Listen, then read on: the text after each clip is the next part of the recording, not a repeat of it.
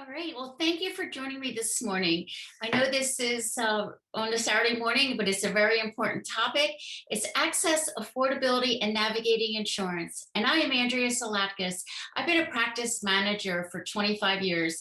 And in my role, part of what I did was really try to make sure that our patients had access to the therapies that our physicians prescribed. And that's a really important thing. And I also help to educate our patients on the affordability issues and insurance in general. So I'd like to share some of that knowledge with you today. So just a disclaimer, this content is copyrighted, and more important, that Norm does not endorse any products or websites used throughout this presentation. They are referenced for educational purposes only. So my objective today is to go over some insurance terms, some hidden clauses that you might see within the plans, understanding Medicare and open enrollment, treatment options, medical versus pharmacy benefits that can get really confusing, access to care, and using utilization to control costs. That's what our payers are doing to us. And then how your voice as a patient really does matter. So do you feel like you understand your insurance plan? If you answered no, you're just like the majority. Many people do not understand the complexities of the insurance. So these are just some glossary of terms that we're going to talk about. High deductible plans, a plan that combines an HSA and HRA. What is a deductible, which is your 100% of your upfront cost to the patient prior to your insurance contributing any funds at all. HSA stands for Health Savings Account. HRA is the Health Reimbursement Arrangement. FSA is Flexible Spending Account. Premium is what you pay for your insurance. Out-of-pocket cost maximums are the most that you will pay in a calendar year. So that's important to understand as well. Co-insurance is the patient percentage that the patient pays. So if you're, for example, you pay 30% and the insurance company pays 70% until you get to 100%, and then the insurance company takes over. And then we're going to delve into what is a cost accumulator plan and a maximizer. So I won't explain here. First, we're going to look at your commercial plans. Commercial insurance, your insurance has two parts. It's your medical benefit and your pharmacy benefit. And medication administered by your healthcare professional does fall under your medical benefits. It also includes your outpatient doctor's visits, PT, durable medical equipment, your inpatient hospital stays. Again, IV medication supplied and administered in the physician's office or at an outpatient setting. Your labs, your radiology are all covered under your medical benefits. Your pharmacy benefits, your oral and self-injectables are covered under your pharmacy benefits. So you can pick them up either at a local pharmacy, and sometimes you might have a medication that is shipped to your home from a specialty pharmacy. And these are ones that you will self-administer, or sometimes they may be delivered to your physician's office. So what is a high deductible health plan? These plans have really increased in popularity. There are some pros and cons, like with anything. So some of the pros is it provides protection from catastrophic costs, right? So you know that you will have a $2,000 deductible, and then everything is covered at 100%. It usually comes with lower premiums, which is a good thing. As deductibles go up, though, premiums go down. So that's helpful. The cons is that there's always could be this unexpected medical expense and can be financially devastating for patients that do not save money for their deductible. So I currently have a high deductible health plan, and I know my deductible is $2,100. And I make sure that I have those funds set aside because my insurance starts January 1st. And we never want to see someone end up in the hospital that first few weeks of January. And a hospital stay could eat up that whole deductible. So you have to be ready and prepared to have that money set aside for your deductible. If not, you're taking that chance that maybe I won't need it. I could just do it throughout the year.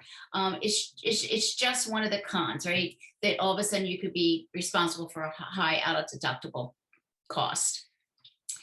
Patients can benefit from additional savings of health savings account or health reimbursement and flexible spending accounts. Some are owned by the employees, some by the employers, but your HR department will help you with this. So I have a health savings account. You need to have a high deductible health plan for that. There are limits for HSAs, what you can contribute.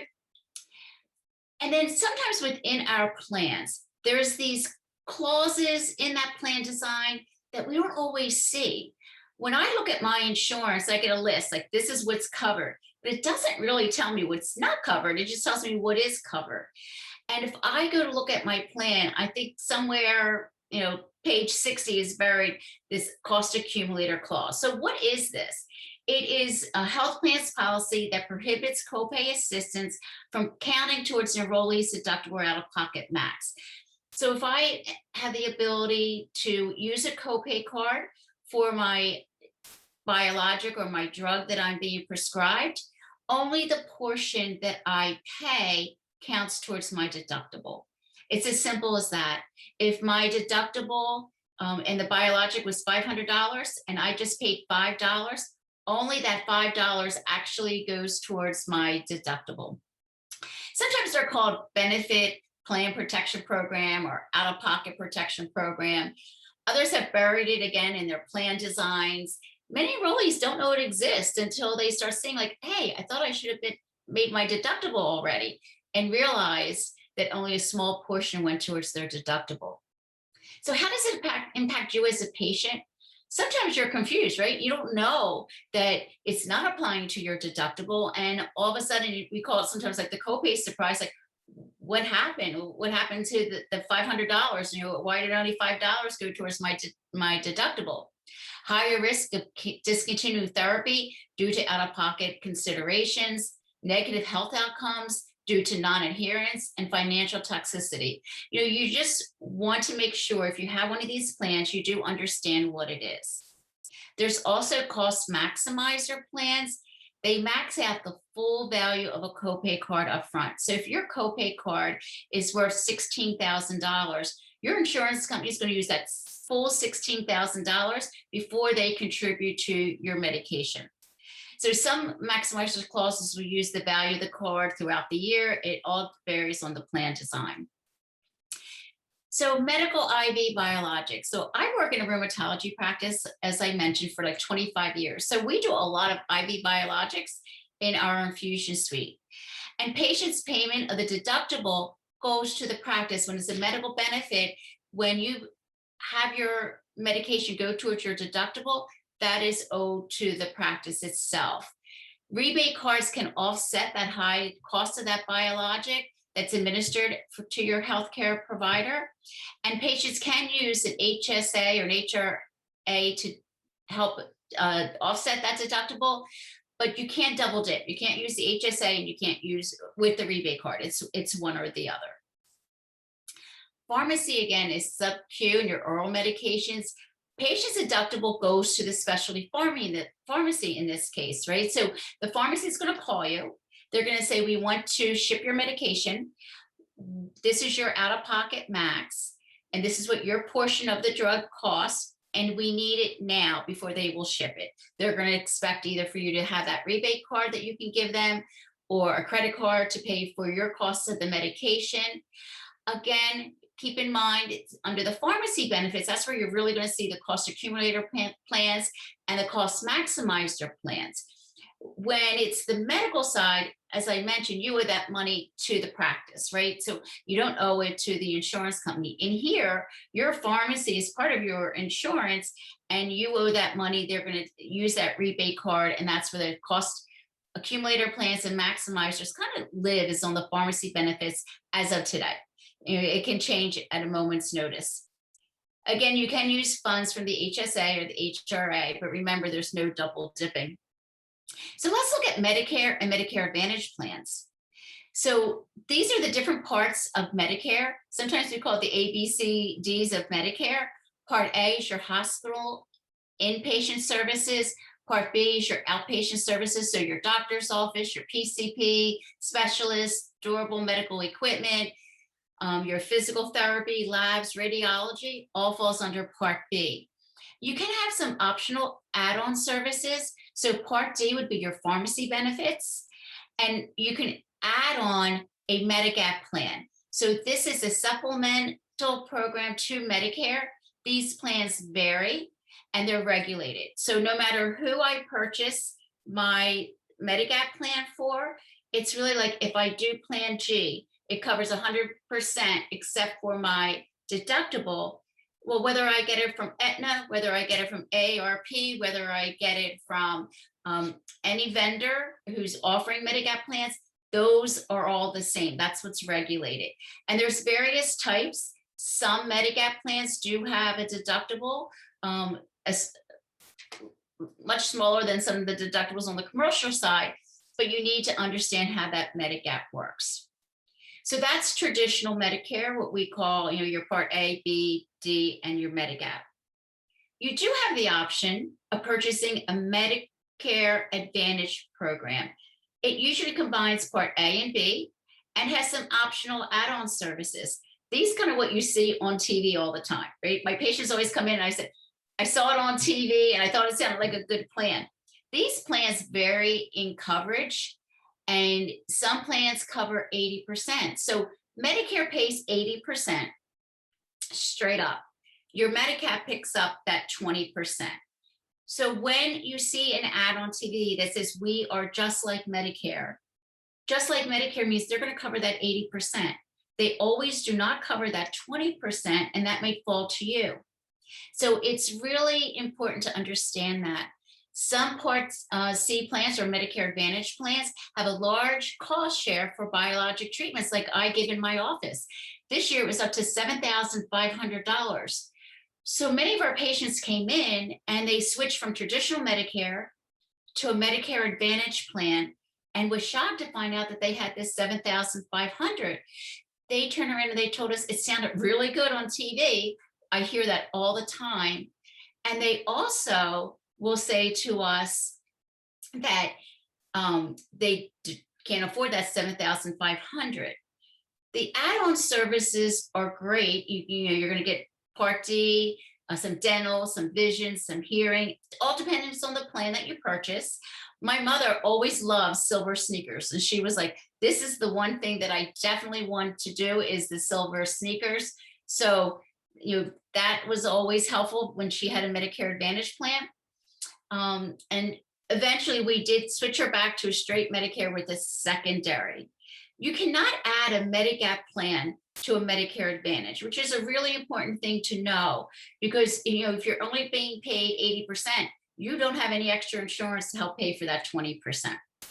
So Medicare and Medicare Advantage plans cannot use rebate or copay programs. So if you're a commercial patient and you're moving to Medicare, you cannot use these programs that are offered by pharmaceutical companies. It's actually the law. So it's not the choice of the pharmaceutical companies. It's really the regulations.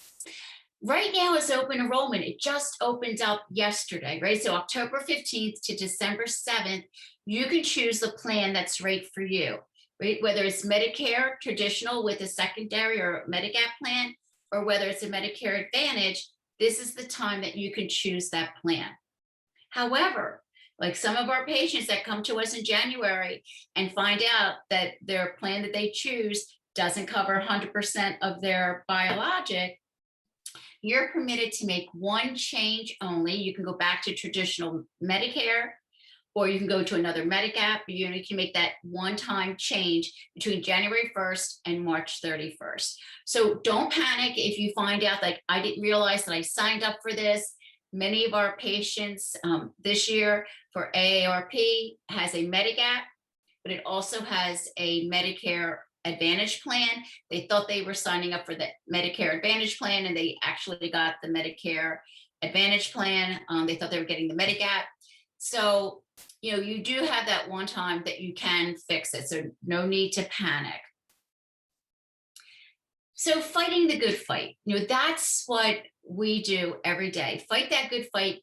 Really want to preserve what your doctor and your patients have decided on, what that treatment plan is. So who's making those decisions on your prescription choices? Well, hopefully it's you and the physician. That's what we want. But sometimes we're finding that the pharmacy benefit managers, also known as PBMs, are the middleman. If they come up with the formularies, they come up with what they will allow your physician to choose. If your patient and the doctor really feel strongly about your medicine choice, the medication that they decided to put you on, then we fight that good fight and we help to make that happen. So how does that happen? So payers use a tool called utilization management. They want to control costs, right? They want to make sure that we're not always using high cost medications. So they put things in place like prior authorizations. That's an advanced approval from your insurance company prior to treatment to ensure that the medication is appropriate for your diagnosis. But sometimes they make us go through step therapy or failed first and non-medical switching. Insurance companies and the PBM have specific tiered formularies. Sometimes it's tier 1, 2, 3, now there's 4. And so always medications that are on the lower tier is more cost effective for the PBM or your insurance company. And sometimes they make you forced to use some of those lower tier medications before you can get to a higher tier medication. And so you have to step through those tiers to get to the other medication. They also have partial fill and quantity limits. And so, simple as my doctor ordered me a medication. He gave me a 90-day supply because 90 days is usually cheaper than getting it month per month, and it's easier for the patient. Well, they might say, hey, this is a brand new medication. We're not going to fill the entire script. We want to just fill a partial just to make sure that it works, right? So why give you 90 days? You can't return the medication. You're already paying for it. So they might just only give you a partial fill to make sure that it meets your needs. It's working for you before they give you the full 90 days. But non-medical switching, we really fight against patients that are forced to switch medications for non-medical reasons, usually by these PBMs. The doctor chose a medication for a reason. He knows your medical history. He knows what you've already tried and failed. And we really want to make sure that that decision between the patient and the physician is upheld. So, this is a great thing that I love with the Autoimmune Society, escape the system. So, step therapy isn't a therapy at all. It is an insurance company's tactic that often requires you to try one or more drugs before getting the medication that your doctor's preserved. So that system, if you go onto their website, they actually have a little video that what practices really go through to get you your medication. So how do practices help? We fight the good fight. So prior authorization process, every payer has their own specific form or process, which can get very complicated. You have various payer portals. I have about 6 that I need to use, and depending on the medication, it could be up to 20. I can call to try to get that prior authorization. I could fax a form that they give me. I can use a program called Cover My Meds, or some can do it right through their EHR. It really depends on the payer which method I choose. I have to gather a lot of supporting information, right? So I just can't say, hey, I want a prior authorization for drug X. I have to provide your patient demographics, your diagnosis and comorbidities, meaning what else besides the diagnosis I'm treating that you have that makes this a good option for you as a patient. What therapies you've tried and failed already. Prove medical necessity that this is the right medicine for the right diagnosis. If it's a newer medicine, many times I have to use medical literature and studies, especially when it's like a rare disease or it's a medication that we're using that may not typically be used to treat that medication. And then I just have to send in some medication guides. Sometimes if our patients have gone to other organizations like the National Institute of Health, we might take their recommendations and use that as supporting details as well. Or if we send you to several different specialists, then we use that information as well to say, not only does the rheumatologist, but the gastro or whoever it could be also agrees that this is the right therapy for our patient. So that's just kind of a simple process. That process can take up to 2 weeks depending on the payer. And it's really hard for you as a patient. I know when I look at it as a patient and I just left my doctor's office and told me about this great medication and I'm ready to start. And then there's this delay, and then there's another delay. And sometimes things aren't approved on the first go, and we have to appeal it. So during that prior authorization process, under rheumatology, we have to approve a lot, right? It's not just the medication you're on. We have to approve labs, sometimes radiology testing that you do, oral medications, even sometimes generics, SubQs, self-injectable medication. We do what we call viscosupplementation into the knees. They need to be authorized.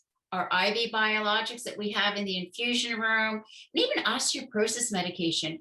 There is so much that needs to be prior authed these days. Prior authorizations are out of control. They take resources from patient care. In an American Medical Association 2020 physician survey, 94% of physicians said PAs delay care. And 98% of the health plans utilize peer-to-peer, meaning that my doctor can go to a physician of their peer. We don't always get a rheumatologist to a rheumatologist. Sometimes I've seen it where it was a rheumatologist to a OBGYN, right? And they don't always understand the rheumatology patients. And sometimes we have to then go and fight that again. 3% of patients just abandon treatment. Once it's been denied, they're like, well, my insurance company must have denied it for a reason. Usually the reason they're denying is because they're trying to save money. It's not because it's not a good, effective treatment. So my staff, so it is a small 2-physician practice. We spend 60 to 75 hours per week doing prior authorizations out of a 400-hour work week, right? So that's a lot of time for the 10 members of my staff, and each one has a little responsibility for that prior auth. That is a lot of time that my staff is fighting that good fight to get your biologic or drugs or testing authorized. So here's my mantra to my staff. Do not take no for an answer, right? If the patient and physician's medical decision is worth fighting for, we're going to take that next step and we're going to appeal it. There are 2 levels of appeal. If it doesn't work the first time, then we'll go to peer-to-peer. We really want to preserve that great saying that let my doctors decide. Let that doctor and that patient decide on that medication treatment, and we're going to try to make it happen. We are successful, I would say at least about 95% of the time. Every once in a while, we don't win the battle, but we do give it the good fight. But your voice matters as well. As a patient, what you say to not only your payer. So sometimes I'll call the patient and say, I really need you to reach out to your insurance company. Why? Because if you ever pick up and call your insurance company, one of the first things they say, at least when we call, are you the patient or are you a physician? So whatever button you choose takes you to one silo of that insurance company. So when I say, yes, I want to talk to a physician's office, then we talk to those on the physician side. But you as a patient, you talk to another area of the insurance company. Remember, you are paying for this insurance, right? You do have say. I find it very effective when we're kind of in this push and tug. The patients are calling me saying, I'm waiting for my medication. The insurance company told us you didn't do the prior auth. That happens all the time. And we're like, we did send the prior auth. We're waiting for them to hear it, to give us that decision. And you kind of feel like you're in the middle, right? Like, well, that's not what the insurance company said. This is what the practice said. I will have my patients call. Sometimes we have them come to our office and sit at the desk with us so we can help them answer some of the questions. And we turn around and we say, here is the patient. The patient wants to know the status of their prior authorization, and make sure they give you an answer. Don't just let them put it off and say, I need my treatment I need it now. I need this decision. And that is really effective. We even use that sometimes when a claim is denied. You went to the doctor's office, they said, he put you on this medication, and now they're saying they're not going to cover it. And your patient voice is really important. So call your insurance company, ask for the status of the prior authorization, ask for the reason of denial. Remember, you are their client. You pay for the insurance. And then if you get it through your HR department, get them involved. Tell them like, hey, my plan has a cost accumulator, and this is what it's doing to me. Or if my biologic is not covered, I need your help, because if I can't get my treatment, we'll use rheumatoid arthritis as an example, will flare. And I might end up, in the ER. I won't be able to come to work every day if my hands are swollen. I have trouble walking. I'm so fatigued, you can barely get out of bed. We hear that a lot with many patients with many conditions. So, don't be afraid to go back to your HR department and say, some of the things that you have in place in our insurance policy is not working.